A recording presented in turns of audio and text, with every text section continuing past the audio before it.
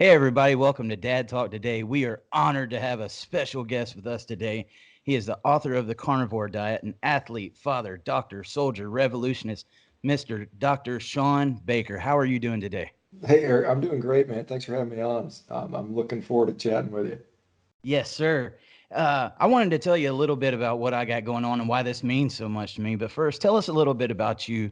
Um, what made you want to become a surgeon? And after that, what kind of led you towards the carnivore diet? Yeah, good. Well, I mean, what drove me towards surgery, and particularly orthopedic surgery. I mean, when I was, I don't know, man, probably seventh, eighth grade, I really started getting into science. And somewhere, I think I was around 15, 16, I said, I want to be a physician. I want to be a doctor. And so I actually started studying for something called the MCAT, which is Medical College Acceptance Test, when I was like a junior in high school. And so I was like well ahead of the curve. And so I went to college, got accepted to medical school, started medical school.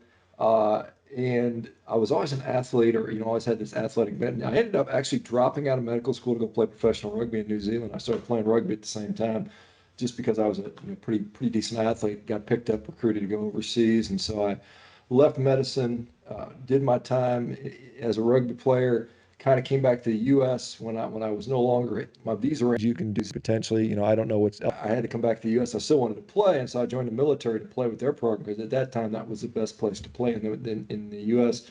And so I did that for the military. I played for the Air Force and the Armed Forces team and a bunch of select sides in the U.S. And that was my sort of athletic stuff. And then I was a nuclear weapons guy. And then I went back to medical school when I got tired of playing rugby. I remember I was laying on the ground in Las Vegas playing this team from Russia, and this guy was just kicking me in the head. And maybe that's why I am today. Like I am today. People think I'm nuts. I had blood coming out my ears, and I was like, all right, I'm done. I'm 30 years old. I'm going to go back to medical school. So I went back to medical school. Air Force paid for it, and I just saw that. What I saw was even back then, I saw a big frustration with medicine because I would just see patients come in when I was doing my family practice rotations, my internal medicine rotations, just put people on drugs. And this is back in the, even in the 90s. Uh, and they weren't getting better. I mean, you just put more medication, then you would blame the patient for not being compliant, for not eating right. And it was just frustrating experience. And I saw in orthopedics, it was like one, it because it involves the musculoskeletal system, and I've always had a background in lifting and training, was very much interested in that particular topic. Uh, so that orthopedic surgery sort of draws you in on that, and then you could make an acute difference. And one of the things you could see somebody, they come in with a broken femur from a car crash, and you had the tools to put them back together, and they could literally be walking the next day, which I thought was really a cool thing that you can do, and it's still one of the cool things about orthopedics. Um, just fast forwarding as I got into my career and had been doing this for years and years, I came to the realization that that was a very small part of orthopedics, and what I was really seeing mostly was again just lifestyle stuff. It was just people that were not taking care of themselves lifestyle-wise, their diet, their other eating, exercise, sleeping, so on and so forth was causing really all these orthopedic conditions. We generally thought it's wear and tear and being overweight, but it's really a lot of it is metabolic disease, and it's just showing lethargy, his tendonitis, his peripheral neuropathy, carpal tunnel syndrome, so on and so forth. And so that really was kind of an aha moment for me when I was going through, as like I said, I'm in my 50s now, but in my early 40s, I was starting to see where diet and lifestyle was catching up to me. Despite being an athlete that was still training really, really at a high level, I was still noticing that I was getting sick and, having those problems that I was seeing in my patients. And that's when I kind of started to really explore diet and lifestyle, and it's kind of put me where I am today. Yes, sir. I'd like to tell you a little bit about me. So 3 years ago, I tore my ACL playing basketball. That was one of the roughest things I've ever been through. I went through a divorce. Right after that, it seemed like my life was just crumbling. But I actually did physical therapy. I had a really good doctor here at the Houston Clinic in Columbus, and he got me going again. And I went about 2 years, and then I re-injured it at work, and I had to have the surgery. I got a allograft donor, and I spent about 6 weeks. My doctor had me in a straight leg brace, and I didn't get to move it or anything. So a lot of times I was in the wheelchair, and within a couple of months, I had to gain 50 pounds. And this was a little over a year ago, and I saw your podcast on Rogan, and I had done keto before, And my thing is, I hate vegetables. I mean, I've tried, but I would force them down, but it wasn't really my thing. So I would eat mostly protein, and a lot of people in these groups would kind of come at me. You're eating too much protein. You're eating too much protein. It was like it's working. And then when I saw you on Rogan, I was like, hey, there's actually some science behind this, and inspired me to get back on it. And within I'd say like 2 months, I had lost that weight back, and it is because of that diet that I am doing so much better. So I wanted to thank you for that, and I want to thank you for um, coming out about that. I know that can't be easy. There's a lot of controversy surrounding that diet. I've seen the vegans and everybody attack you for coming out about this, and again, like I said, I know it can't be easy. So thank you so much. In your words, explain for first time or somebody that might not have heard about this, what is the carnivore diet? Yeah, I mean, it's kind of similar to what you might expect. It's basically a, animal foods based diet. The way I describe a carnivore diet, and I think it's probably the best definition. I wrote the book, The Carnivore Diet, and I like to say it's a diet that you focus on animal based nutrition, and you basically either eliminate or limit plant material as needed for to as necessary for optimal health. And so basically, for many people, I mean, that's a purely meat-based diet. Meat, eggs, maybe some seafood. Maybe for some people, plus or minus dairy. Most people seem to do a little better when they avoid dairy, and some people they really have to really exclude all plants from their diet. Some people can get away with a little bit more, and I think there's room for that. I mean, I think at the end of the day, it's really just acknowledging and being objective about what works for your body and what doesn't. And for some people, I mean, goodness gracious, some people vegetables don't work. And I mean, I think we've got this sort of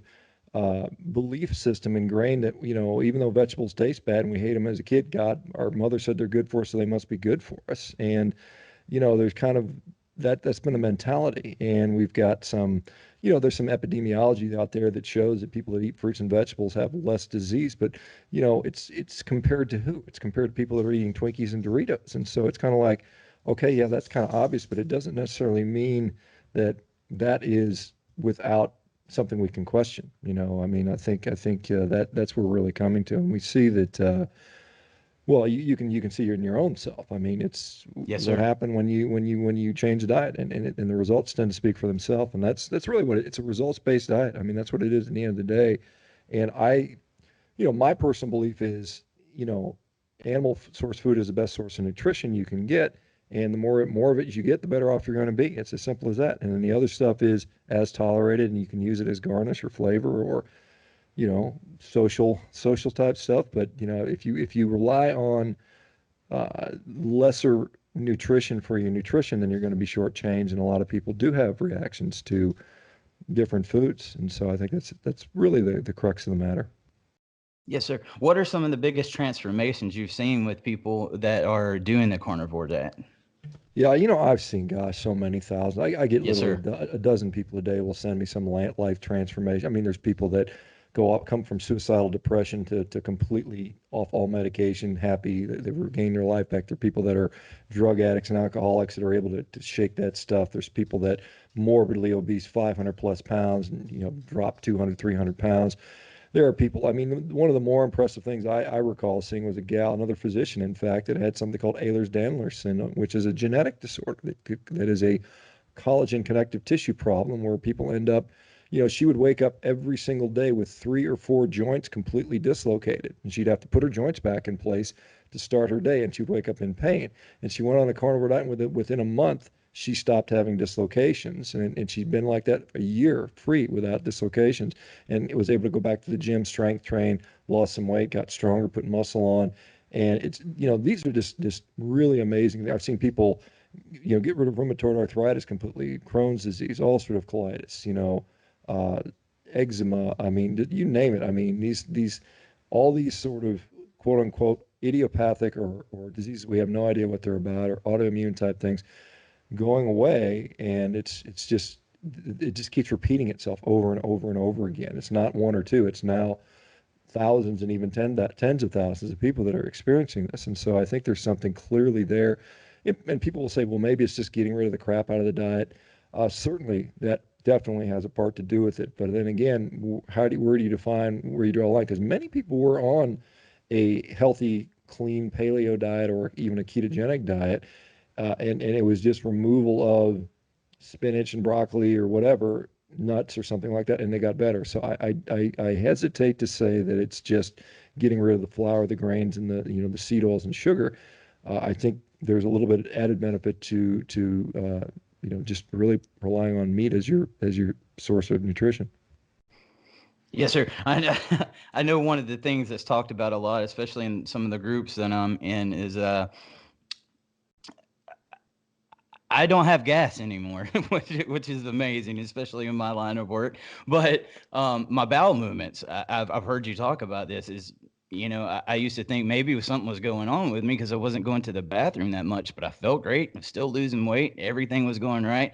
And I've heard you explain a little bit about that's your body actually using the food like it's supposed to. Can you talk a little bit about that?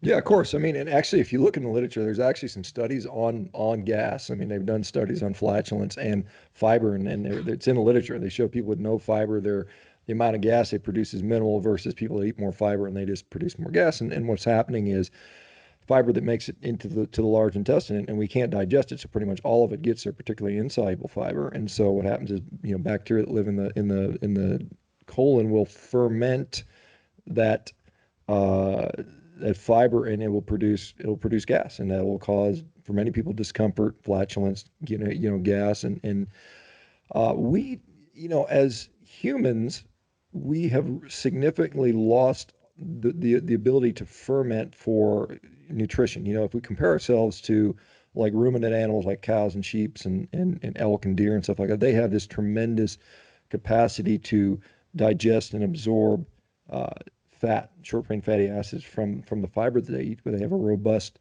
microbiome system. And then primates, things like gorillas and chimpanzees also have a large capacity to ferment stuff in their hindgut. Humans have lost much of that capacity. And if we do comparative anatomy, we see that humans have roughly the same capacity based on the amount of digestive tract that will do that of a cat or a dog. And they both have about 17%, 15, 17% capacity, which is the same as humans. So we don't really have a good capacity to get much nutrition from fiber fermentation. But yeah, as far as digestion is concerned, I mean, one of the things people are often surprised about is they go to the bathroom less. They're like, well, they're used to, two bowel movements a day and fairly, large stools. Once you stop feeding yourself stuff that you can't digest, then the obvious answer is you're just not making as much waste. And our digestive system, our gastric pH is 1.5. It's among one of the lowest of all animals on the planet. We are right on par with basically scavenger animals like hyenas and vultures. And the reason for that is thought to be that the early hominids, the human precursors and then early humans probably scavenged a lot. And because of that, we were exposed to a high level of bacterial counts on the meat that had been sitting out from these animals that were possibly killed by a lion or a saber-toothed cat or something like that. And we were picking up the scraps. And therefore, we needed a robust gastric pH to kill those bacterial organisms. And that's how that developed. There's some good papers on that. And so, but we have a tremendous, wonderful capacity to digest and absorb meat. And so the whole notion that meat rots in your colon is complete garbage. I mean, there's ample evidence that shows that. And there's patients that have had colectomies where their colon has been removed and they've got what's called an ileostomy, pouch where they can see what comes out. And so when you feed those people meat, nothing comes out. It's all absorbed by the small intestine. So there's nothing actually making it to the colon except for a tiny amount of liquid, which is then reabsorbed. The fluid and electrolytes reabsorb from that. And so the bowel movement in that case just becomes the dead cells that constantly slough off from the digestive lining, and then some of the bacteria. And that's what the bowel movement is supposed to be. So you end up with a dramatically reduced amount of bowel movement. Some people, it may be once every other day. Many people, we did actually a kind of a semi-formal study on this, and we got 100 people to track bowel movements for 90 days.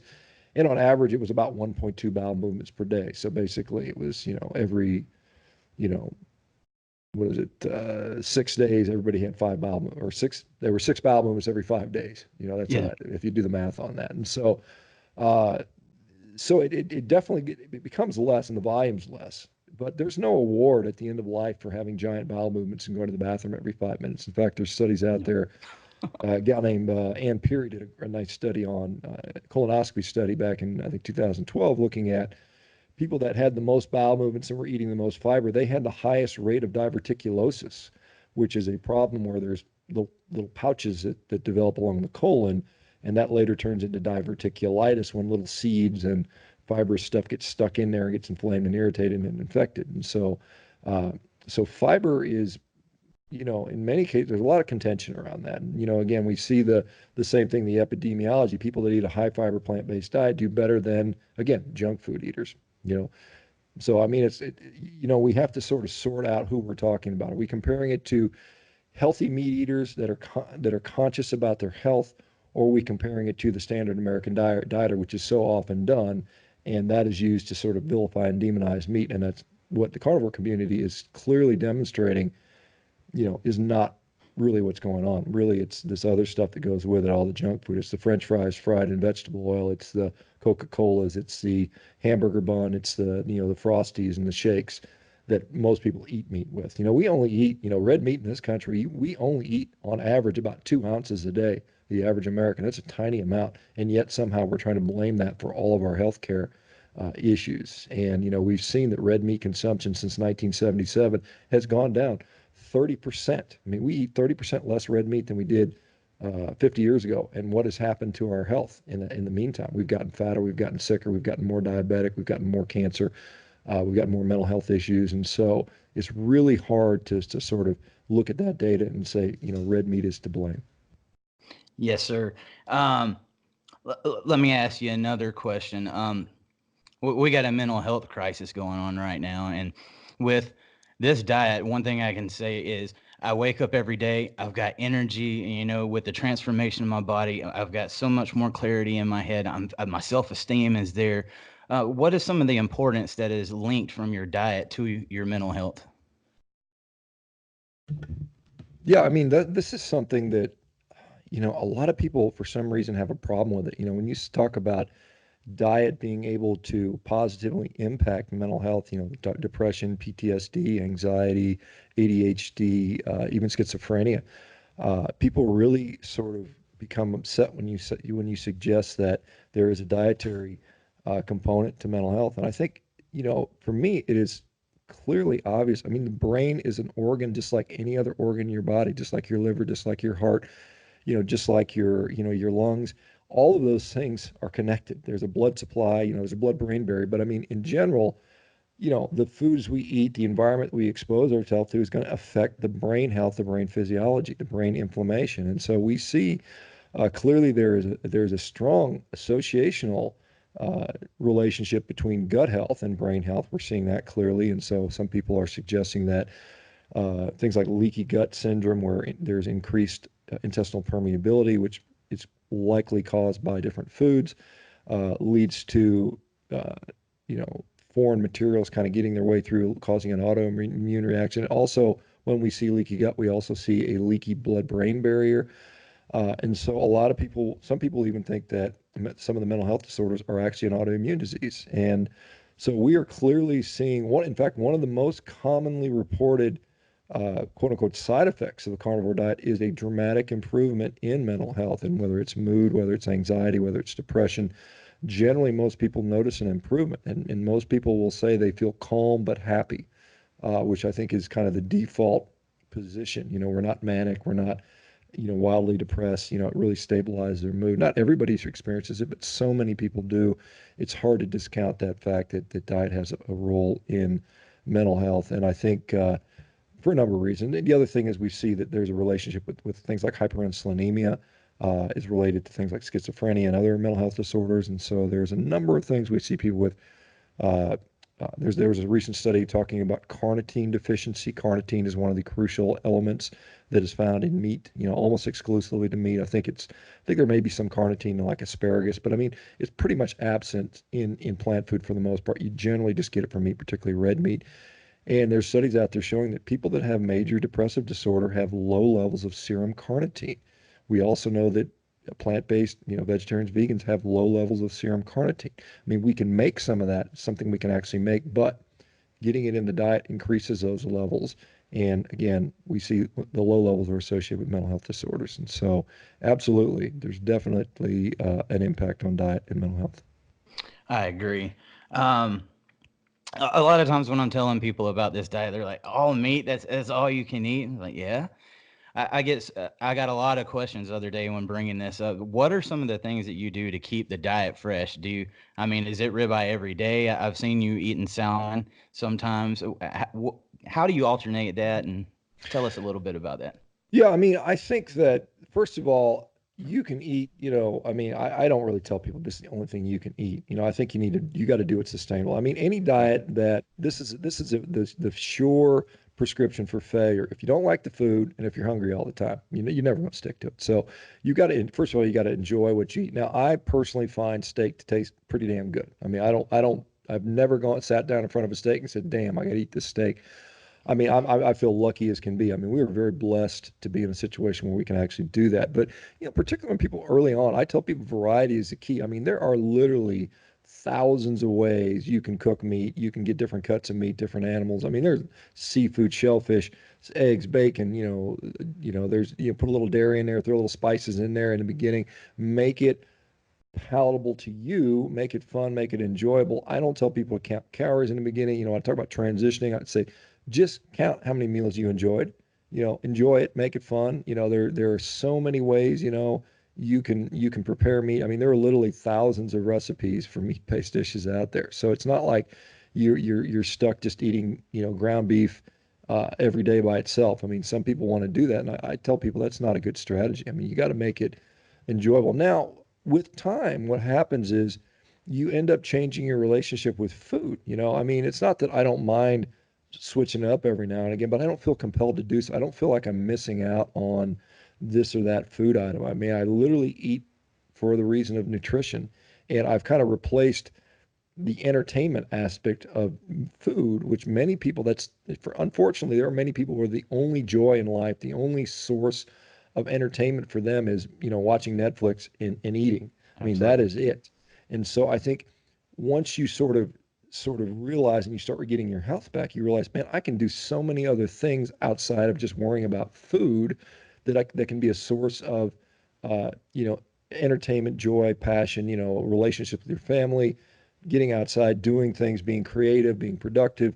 All of those things can be your source, your outlet for entertainment. So you don't have to rely on the food to do that. You can do these different things. And I tell people, do you get bored of breathing the same air every day? We're not out there saying, well, I need to breathe rainbow colored air one day and green air the other day, and this scent. I mean, it's just a normal biologic function. This is what eating is supposed to be for a natural animal. I mean, there's no animals out there in the wild complaining because, oh my gosh, I can't eat, 50 or 55 flavors of ice cream. I mean, they just eat what they're supposed to eat. And this is what humans did for, you know, 2.8 million years of our existence until the last 100 years even. I mean, even 100 years ago, before we had mass transport and refrigeration, most people would eat a diet that was, you know, 10 or 12 items, the same things over and over again, because that's what grew locally and what they had access to. And only now in the last really modern time that we have, we 31 flavors at Baskin Robbins and, Ben and Jerry's and 85 different types of potato chips and 100 different flavored waters. And I mean, this stuff is a modern marketing situation that humans are not naturally occurred to. And when you unplug yourself from that, it becomes very liberating. A lot of people will comment that the diet is the most freeing diet they've ever had because they get away from having to spend all this money on food and time and effort and mental effort on food preparation because it's just like, I just want steak and eggs and I'm good, and or something like that. It's very refreshing and very easy. Again, I've always liked the taste of steak and meat. So it's very easy for me. And I think most, particularly men, I mean, it's not hard to tell guys go eat steaks and, bacon and eggs. Most of them are going to say, "Hey, I'll sign up for that."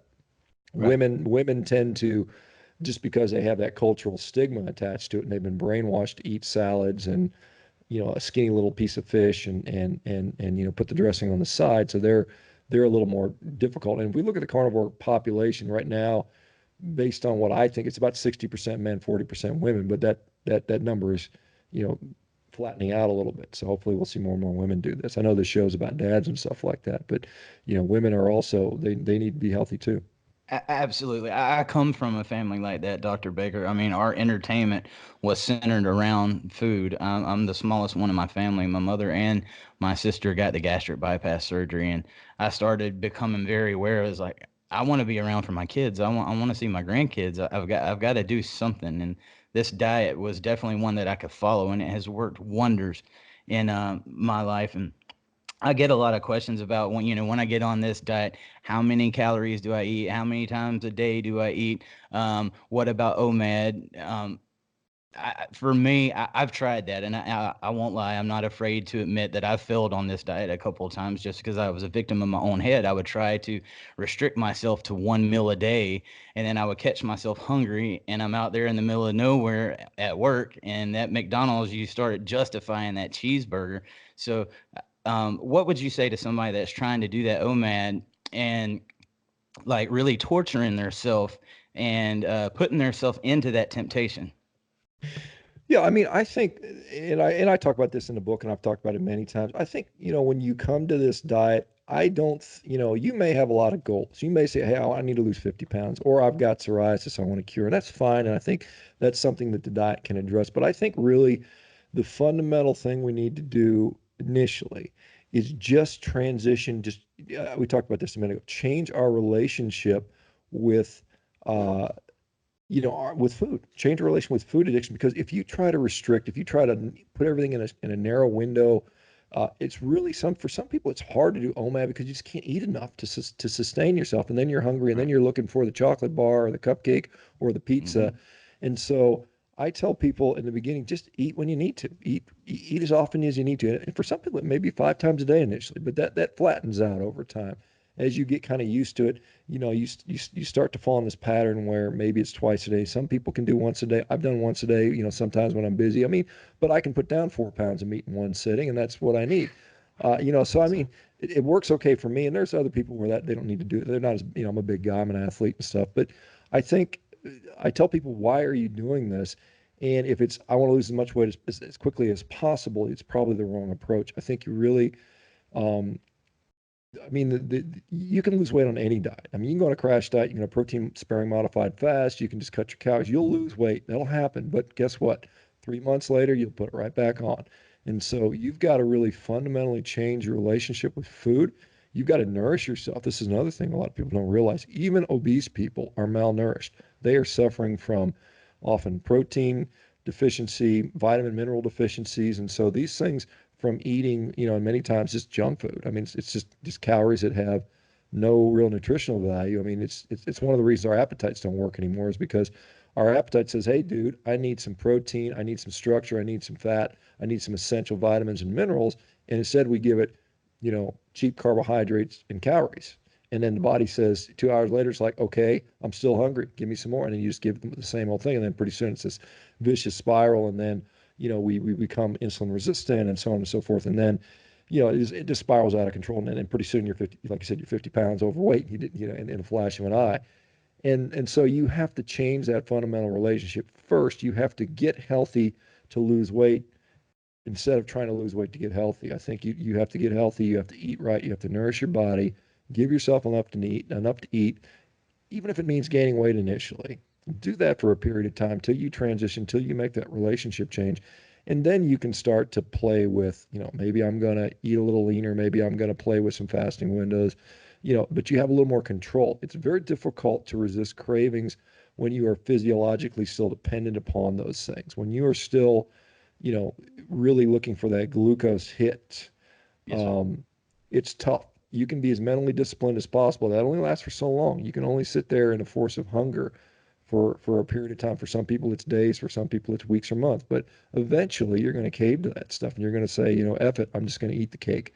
But if you change your physiology to where you're like, hey, I'm not that hungry. I can go 6 more hours until I can get food that's really going to nourish me, then you've had this huge victory.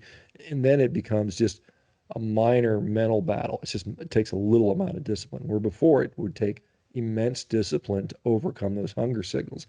Now it's like a mild irritant that you just have to have a little bit of mental discipline to overcome. Got you. How long have you been following this diet, Mr. Baker? So I'm coming up on 3 years. So like I said, what is it, September now? So yeah, by in early December it'll be my 3 year point. So and I kind of since I've been doing it more or less full time, I did it kind of part time the year before, but I started playing with it about 4 years ago. But I really kind of committed to it full time about 3 years ago, and so far still alive, still doing well. Yeah, Doing I'd good, say and so. yeah. If you haven't seen his Instagram, he's on there on the rower all the time and taking pictures. And I'm 34 years old, and I'm so jealous. I was like, Jesus Christ! Tell us about some of those records you have set. Well, I mean, I've got a number of different records in different sports. I mean, my most recent stuff's all been that concept too. That indoor rowing stuff, which is for you guys that do CrossFit or have been rowers, they'll understand what the numbers are about. But I've got, I set the American record in the 500 meter, 1 minute, 100-meter row. That was when I was in my late 40s. I broke all the American records for the 40 plus class. And then in my 50s, I broke them all again, but I was even faster. In fact, the 500-meter row that I have is the fastest time of all ages in America, except for the 30-year-old class. So I'm faster than 20-year-olds, the 18-year-olds, the 40-year-olds. The 40-year-old was me. I beat myself, but so I mean, I've got these, and I'd set world records in those classes too, and I've had the world records as well. I've got 6 American records and 3 world records. Prior to that, I mean, I'd competed in something called the Highland Games, which is like the Scottish Games, where you put on a kilt and you throw the cabers, the big telephone poles, and the 56-pound weights and the hammers, and I'd won the world championship in that, and had set a world record in one of the events there. I was a power lifter. I was a drug-free power lifter. I got up to a 772-pound deadlift, and that was an American record in one of the federations. And I'd had like two or three different American or no, yeah, American records in different federations in powerlifting over the years as well. So I've gotten a number of different sports records that I did. I was an All-American track and field guy in a couple of the events, the discus, the heavyweight, or sort of the weight and the super weight throw. I threw All-American in that, and so I've been plugging away at athletics my whole life. And the nice thing for me with the carnivore diet is, I mean, I just feel great in my 50s. I mean, I don't have really any joint pain. I mean, I can perform well. I mean, I'm jumping and running and sprinting and doing all the things that I'm lucky to be able to do. And the diet has made a very big difference in that, in the fact that I don't wake up sore. I recover extremely well. My strength literally, and this is without changing my training at all. I mean, I was training the same way. I saw my strength go up about 10%, 8 to 10%, objectively measuring it when I adopted a carnivore diet. It took me about 2 months, but once I was on it for about 2 months, I just saw a just dramatic improvement in my strength of about 10%. And it's not like I was a rookie. I've been lifting for 40 years. And so Right. it's not like it was a newbie gains where you just start lifting and you get stronger. I mean, I've been plugging away for 30, 40 years. And then I saw a jump of 10%, which is really, really dramatic. That's almost like guys get with when they're taking steroids and stuff like that. I don't do any of that stuff, but so I was really impressed with that aspect of it. That is awesome, man. Hey, I tell you what, Dr. Baker, I got a lot of questions for you once some of our guests found out that you was coming on. The message boards lit up, and I had to go through a lot of them. There was many questions that you've answered before, so I tried to get these down to some things that we might not have heard before. But before we do that, since this is Dad Talk today, tell us a little bit about your family and what does being dad mean to you? Yeah, that's the best job I've got. I wear a lot of hats. It's my favorite hat, but I mean, it's probably the most fun, most rewarding, but it's also the toughest job. Because Yes, sir. the variables are, they're different. I've got 4 kids, and I'm in a situation where I was divorced, and some of my kids are part time. One of them is full time, and so it's a challenge, because you want to influence the kids in the best way you can. But I've got my kids are basically my littlest is 6, about to turn 7, and the other ones are 9, 11, and 13. So they're 2 years spaced apart, and we're in the middle of adopting another one. And so I stay busy with those guys. I try to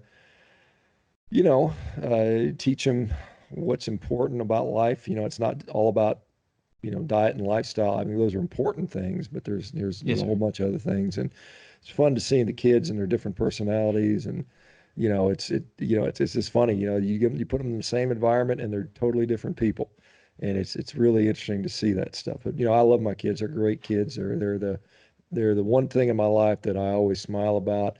Even if I'm mad at them, or they're in trouble, but I'm still so happy to have them, and so it's wonderful to do that. And that you really that's the best thing that happened to me was when my first boy was born, and all the babies that came after him. Yes, sir. All right, we'll get to some of these questions. This one comes from Cheryl Adams. How do we calculate daily amount based on body size, and should one gravitate towards fatty fish or fatty beef? Yeah, that's a good question, and I think, and it's a common question, and really the answer is I can't really tell people exactly what you need to do because it's going to vary. You got to remember that our nutritional requirements on a day to day will fluctuate. If I told everybody you need to eat 2,000 calories, or gave somebody a number and said it was 70% fat, 30% protein, and this is what you need to eat per pound of body weight, I would be doing that person a disservice. I think I can give you some generalities. Most men on the diet eat about 2 pounds. Most women eat about a pound and a half of meat, but that's a really rough ballpark. So I tell people start about in that range. So you're getting enough calories. Many people make the mistake of under eating, and then they find out that they don't have energy, or the performance is down, or they just aren't doing well. So I say, try to use those numbers as base guidelines. Now, some people eat a little more, some people eat a little less, but then at the same time, you have to realize that um, this is going to change day to day depending upon activity level. It's going to change on how much sleep you got. It's going to change even the weather. I mean, the temperature outside is going to raise or lower your metabolic rate. If it's really cold, your body needs to generate more body heat. So there's a lot of things that go into how many calories you need, how much fat and protein. Personally, as an athlete, I think everybody should be lifting, doing resistance training. That's just my personal bias. I think to support that, because I think lean muscle mass is so incredibly important to have as functional tissue, and it clearly protects us from disease. It clearly allows for greater longevity. There's a number of good studies on that. So I think I try to tell people to get enough protein in, and I think, in my view, the RDA for protein is woefully low. And so I would say, you probably need to eat double the RDA, which is about 1.6 grams per kilogram, or even up to 2.2, based on some of the top protein researchers, which I've discussed it with. So that, roughly, if you're a 150-pound person, you probably need close to that many grams of protein a day. It doesn't have to be exactly that. But if you're getting your protein needs met, then fat becomes, you need some fat. You don't need to be, necessarily guzzling fat, drinking butter, guzzling heavy cream or anything like that. I think you just need to get enough fat so that you have energy. Remember, protein is going to be largely your structural material. The fat becomes your energy. In the absence of carbohydrates, you can use protein for a little bit of glucose creation, but and that has a role in like high intensity sports, stuff like I do. But I think for most people, getting enough fat, enough essential fats is key. There are some people out there that advocate the 2-to-1 fat ratio. I've seen people be successful either way. I think it's really kind of a very personal thing. Some people find fat very satiating, and so they gravitate to fattier cuts of meat, and that allows them to maybe hit both their protein requirements and their energy requirements, or their satiety requirements, with a little bit less. Other people find that they do better lean, because we know that lean protein is very difficult to convert into body fat. It's not impossible, but it's really hard. There's some really good studies on protein overfeeding.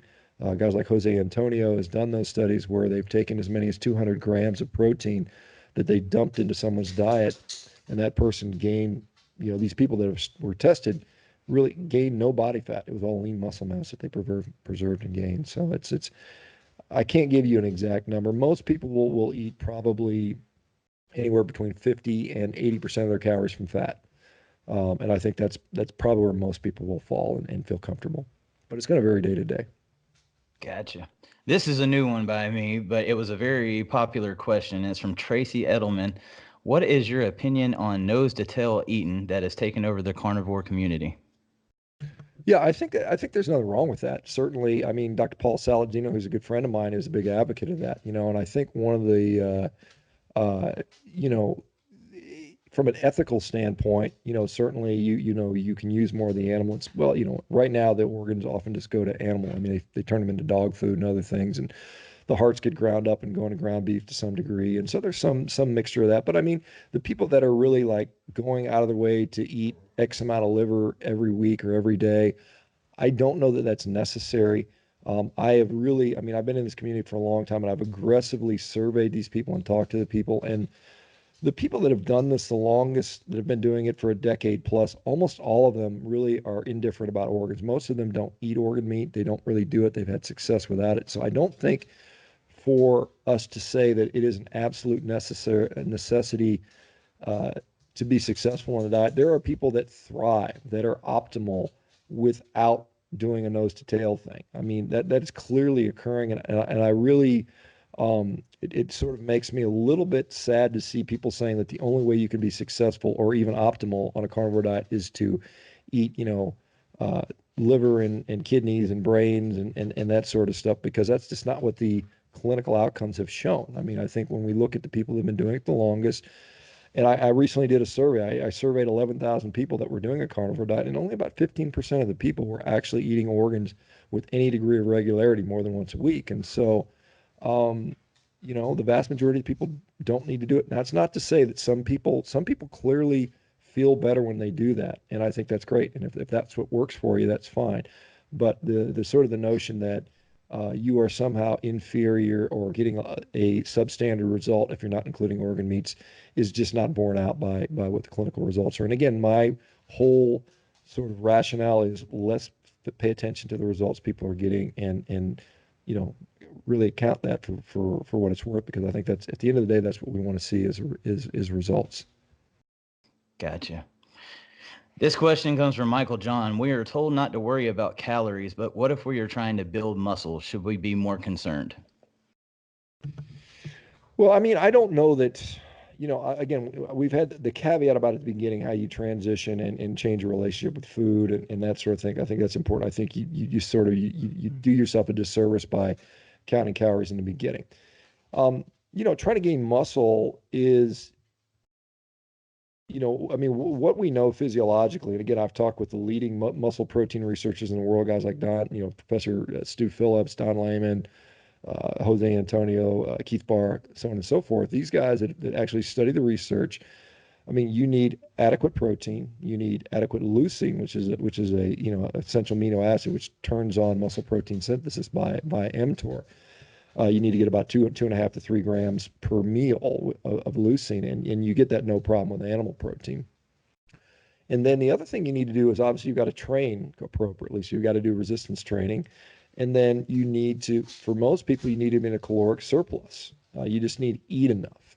And a lot of people find it very hard to eat a lot of extra calories on a carnivore diet. And so that's where the problem is. And that's where guys like Stan Efferding and his vertical diet, what he's, and I know Stan well, and he said, the main reason I got these people chugging down rice is because they can eat it more. They can eat more calories that way. It's easier for Right. them to put in more calories. So you need to, if you want to put on muscle, you need to figure out a way that you can eat more, whatever. I mean, obviously, if you want to do it, purely carnivore, you're going to have to eat more meat. What sort of seems to help is to eat more frequently. So whereas a natural tendency on this diet will be maybe 2 meals a day, you might have to find yourself eating 4 or 5 meals a day. Obviously they're going to be a little bit smaller, but the cumulative amount has to be more, and you have to make it more palatable. Maybe you add some spices and seasonings and salt on there just to make it so it stimulates your appetite better. But that's ultimately really what you need to do. It's just sufficient surplus calories, protein, resistance training, and then recovery makes a part there too. But yeah, so indirectly, yeah, calories do certainly matter. Gotcha. All right, you're gonna like this name. I mean, it goes perfect with what we're talking about. This question comes from Sean Hamburger. Medically speaking, what is the specific link between red meat and inflammation reduction in the body? Well, Sean Hamburger, I suspect that's maybe not his real name, but so what we've seen, there's actually a couple studies on that look at lean meat. They were done on lean meat because they always like to study lean meat because they were always been biased against saturated fat and cholesterol. In the literature, there's studies that show that there is either a reduction or no increase in inflammation with lean meat in the diet. I posted those studies on my Instagram before. I can't remember the name exactly of the article at this time, but so those studies exist out there. But I think what we see again is possibly inflammation driven from gut permeability issues. I think that's what's uh, behind a lot of this. I mean, you know, I would be lying to say I know the exact mechanism behind it. We do know that there are compounds in meat like carnosine and some of the other things that are very potent, uh, really antioxidants. I mean, these are very good at free radical reduction. They are very good at preventing the formation of the so-called AGEs or the advanced glycation end products.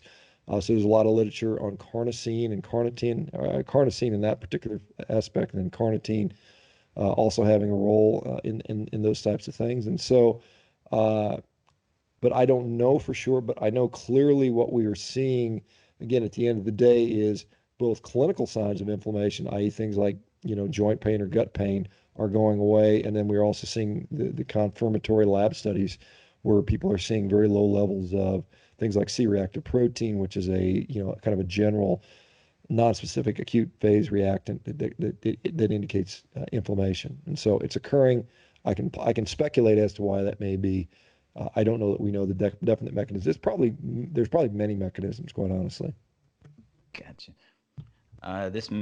This question comes from Kenny Man. If too much meat is not turned to sugar via gluconeogenesis, then why do I lose weight on a carnivore diet? Well, I think the presumption is that gluconeogenesis, and gluconeogenesis is the creation of glucose from non-carbohydrate sources, and that usually occurs from either certain amino acids or even fat from the glycerol background from a triglyceride or from conversion of lactate, recycling. So gluconeogenesis is largely what we call demand driven. That is to say that your body will produce glucose in response to its needs. And so even people that eat a lot of protein typically don't see a significant rise in their glucose. The exception to that are diabetics or people that have diabetic pathophysiology going on. But I think what's going on in that situation is, the higher glucose requirements are just part of their normal physiology. What's happening is because they have a difficult time in transporting glucose into their cells because of the insulin resistance, they normally run higher blood sugars. And the reasons they're running the higher blood sugars is because they need the higher blood sugars to overcome the diffusion gradient, uh, to therefore nourish those cells.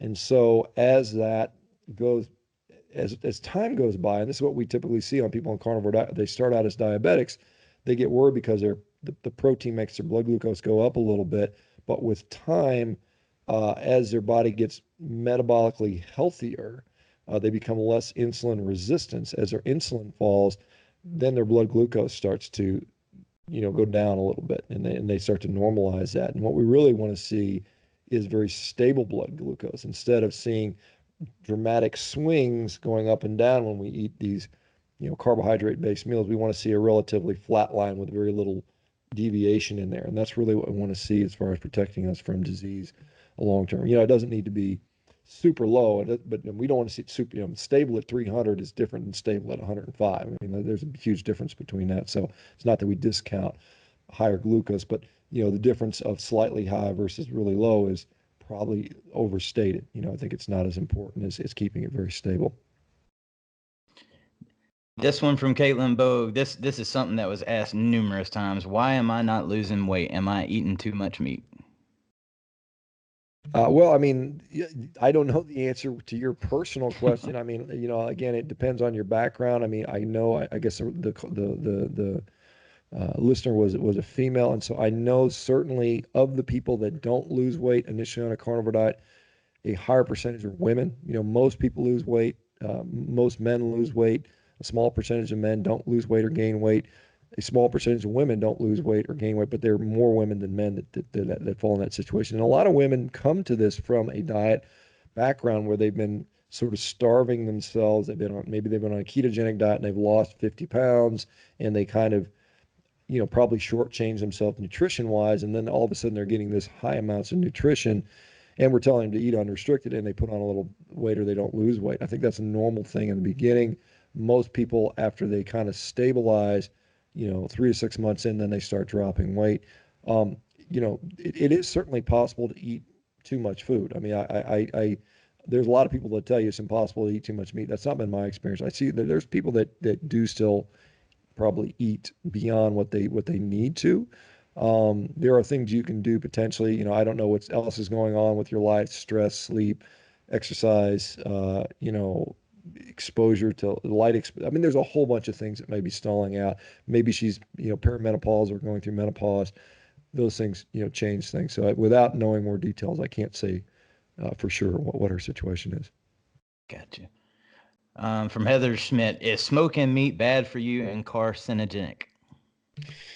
Yeah, so there is some concern about some from a couple compounds, particularly with related to cooked, charred, and possibly smoked meats, called polycyclic aromatic hydrocarbons, and then heterocyclic amines. These things are generated when we cook food in general. They occur on you know toast that's been cooked too much, or vegetables that get a sear or brown. Those compounds appear, and what we do know is that when we take those compounds in a concentrated form and put them in cell culture, they will cause DNA damage, which may be consistent with cancer. We know that if we feed them in very, very high doses to like mice and rats, that they will develop either precancerous signs or signs of early cancer. Therefore, in high doses, they are considered carcinogenic. However, the dosages of that are some like ridiculous amount where you'd have to eat something like, I can't even remember the amount. It's like 100, 150, 200 super burnt crispy steaks a day to reach that amount. So it's kind of interesting. The same pathways that detoxify things like sulforaphane, which is the thing in broccoli sprouts, which everybody thinks is wonderful because it increases these detoxification pathways. It's the NRF2 system and some of the cytochrome P450 systems.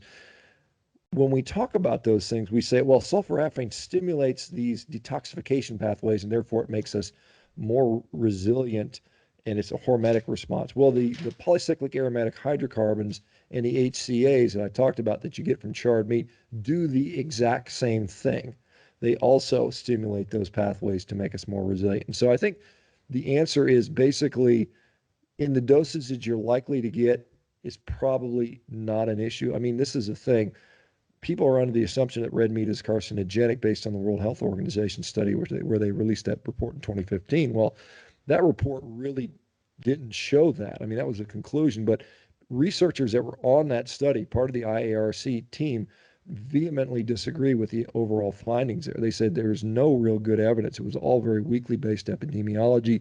The few animal studies that they cited, which showed that were done on mice that were fed carcinogens ahead of time. They were genetically bred to get cancer. They were given sugar in addition to a small amount of meat, and they didn't even get cancer. They showed some changes that might later turn into cancer. And they excluded all these studies on other animals that didn't show cancer was occurring. So I would argue that meat doesn't cause cancer at all. And in fact, if we look at studies in different parts of the world, if we look at studies coming out of South America, the Middle East, and Asia on meat eaters, red meat eaters, there's no relationship between cancer, particularly colorectal cancer, which is the one everybody talks about, and red meat eating. It's only when you put red meat in the context of a Western diet, and again, that's French fries, sugary drinks, vegetable oil soaked French fries, so I don't really worry too much about that. I think if you cook it, so if you burn it so much where it tastes awful, I mean, then you're not going to eat it anyway, and you're still unlikely to get a dose enough.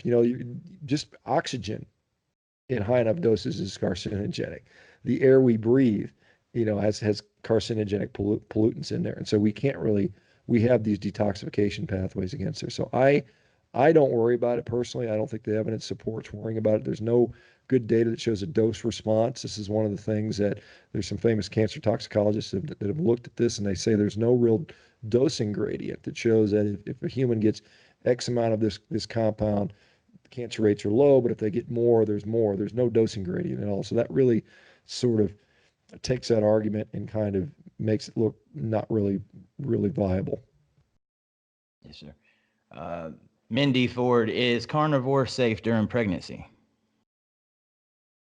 Yeah, it is. I mean, I would. There are many women now that have had carnivore pregnancies. You know, we interviewed a gal named Kelly Hogan who's had three carnivore pregnancies, and several others that have done so. And the only caveat I would say is probably if you're switching in the middle of your pregnancy, uh, that can be a problem because there's a lot of shifts that go on physiologically, and so you may not want to start it in the middle of a pregnancy.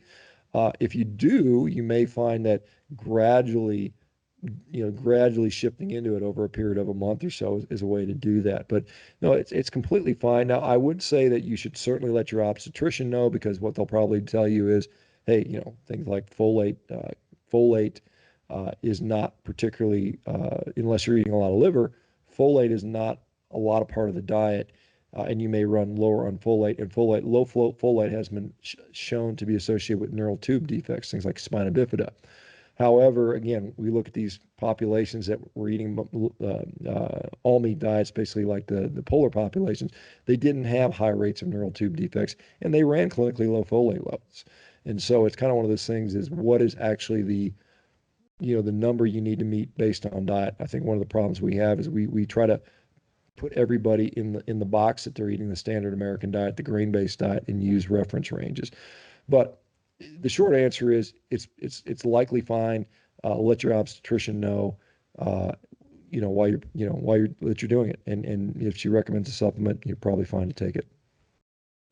Got two last questions for you, Dr. Baker. From Kenta Nod, raw versus cooked. What's your thoughts? I think that there are a lot of people that will say that raw is superior. They feel better that I've done both. I would say that it's debatable which is more nutritious. I mean, there's people that will say that the cooking will allow you access to a higher amount of caloric value. There's people in the raw movement that think that some of the properties of meat, some of the chemical nutrients are diminished. Usually when you cook meat, and like I eat my steaks rare, medium rare, so it's kind of the best of both worlds because I like it. I mean, at the end of the day, the nutritional value of something you don't like is basically zero. If you sit down and you think I got to eat a bowl of ground raw hamburger meat for breakfast, and it doesn't taste very good and it's not very satisfying, not very palatable to you, it doesn't matter if it's more nutritious. You're not going to eat it. And so there are concerns about infection. I mean, there are contaminants that you can get into with raw. Cooking helps that to some degree. There's still people that argue that there's still some potential for contamination even in cooked meats, but you do have to be cognizant of that. There are clearly people that go on a raw meat diet that do get food poisoning. That does occur. So you have to be aware of that. I tell people I'm not for or against it. I think it's something that can be done. Humans ate raw meat for most of our existence. There are cultures around the world that still eat raw meat very frequently. I mean, even in Western societies, things like steak carpaccio or steak tartare and beef carpaccio and obviously sushi and stuff like that. That's all raw meat. So I don't have a problem with that. I think you just have to be careful about the sourcing. I don't know that empirically one is you know heads and shoulders above the other for nutrition. There's a lot of people that have tried raw and felt no difference whatsoever. There are other people that are in the raw camp that think that, yeah, I mean, I feel better on that, and either way's fine. All right. This brings us to our last question. This was the most requested question that I got from multiple women on the site. This particular one comes from Louise Mullins. Menopause and carnivore, is there benefits? Yeah, I mean, there's benefits at any time. I mean, specifically with regarding menopause. I mean, the women that are either perimenopausal or menopausal certainly notice a reduction in their menopausal symptoms. I mean, the night sweats, the hot flashes, the irritability, the sleeplessness, the lethargy. Those things are, they appear to be diminished significantly on a carnivore diet.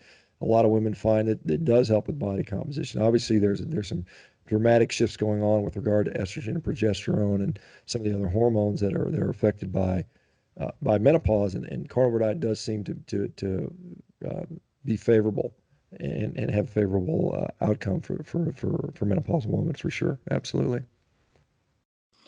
Dr. Baker, I want to thank you so much for your time. We were honored to have you today. I know your time is very valuable, and it was so awesome to have you on the show. Tell everybody a little bit about where they can find you, some of the things that you got going on. Yeah, so I mean, let's see. So I mean, as far as social media is concerned, I've got a fairly my Instagram account is getting fairly big. So it's Shawn Shawn Baker Baker 1967.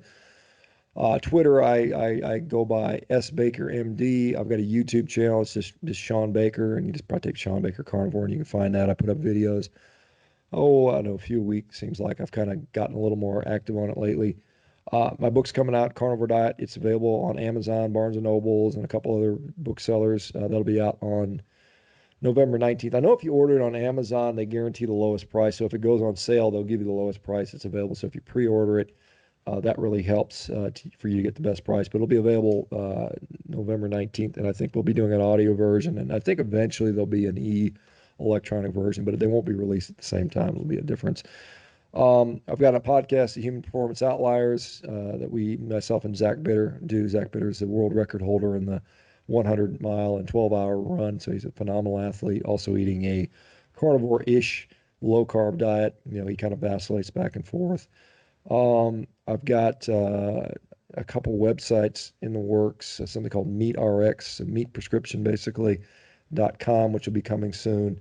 We're going to be rolling out a carnivore coaching program for people that want to do that, as something they can do to help other people. We've got a number of different things going on that I don't even remember them all, quite honestly, but lots of stuff. Anyway, that's some of that though. Yes, sir. And what you're doing, this diet is changing lives. So thank you again for everything that you're doing. It's amazing. And Well, it's been well. sorry, go ahead. I appreciate the support and all the feedback. It counteracts all the sort of the vegan death threats and stuff I get. Yes, sir. I mean, that was one thing right before we end. I see that you get a lot of blowback from that community. In the beginning, I didn't really understand it much until I started Dad Talk Today. Now that we're talking about positive male role modeling and a lot of things, I'm getting that from the feminists in other areas, and I'm starting to understand it a little bit more. Tell us a little bit about the blowback that you have gotten from that and some of the things you've had to do to kind of fight back at it. Well, I think really what we're seeing is, there is a sort of a comfort in veganism that they're right, that they believe that that's the healthiest way you can possibly be, and no one should question what they believe. And I think what's happening is we're seeing so much success in the carnivore community. People are clearly getting healthier by eating meat, and it really challenges their dogma, and it really puts them on their back legs, and they're really just pushing back and fighting back. And so they use whatever tools are available to them. They attack you personally. They add hominem stuff. The threats, that stuff is just occurring because I think it's threatening to them, and they're fighting back. And so I think that's just a natural response. Most of them are, and I've met and I've known many vegetarians, vegans in my life, and they've been, for the most part, very pleasant people. In fact, some of my relatives are vegetarians, and so they're good people. We have no issues whatsoever. They respect what I do. They don't try to challenge it.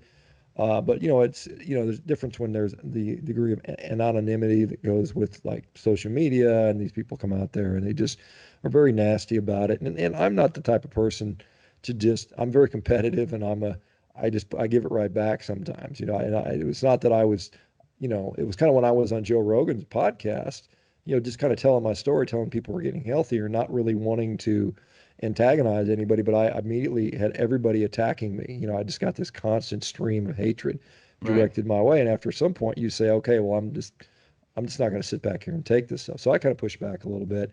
And, it's just, I think the most irritating thing for them is the results people are getting. It's just really causing them to question their own beliefs, and they don't want to do that.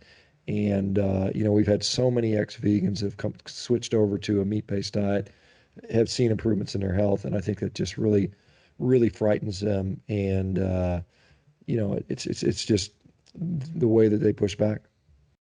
And again, that's why I want to say thank you. I know that hasn't been easy, a lot of that stuff that comes your way, but we're all here to back you.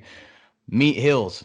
It does. It definitely has changed my life for the better. And again, thank you so much. Dr. Baker, you have a nice day, and thank you for joining in Dad Talk today. Eric, it's been a pleasure having it. Thanks for having me on, and I'm happy that we're changing lives, and thanks for getting the message out there. I also appreciate the opportunity. I'm going to have a nice steak myself here in a minute, so it's made all this talk has made me hungry. Yes, sir. All right. You have a good one, Dr. Baker. Okay, take care. Thank you.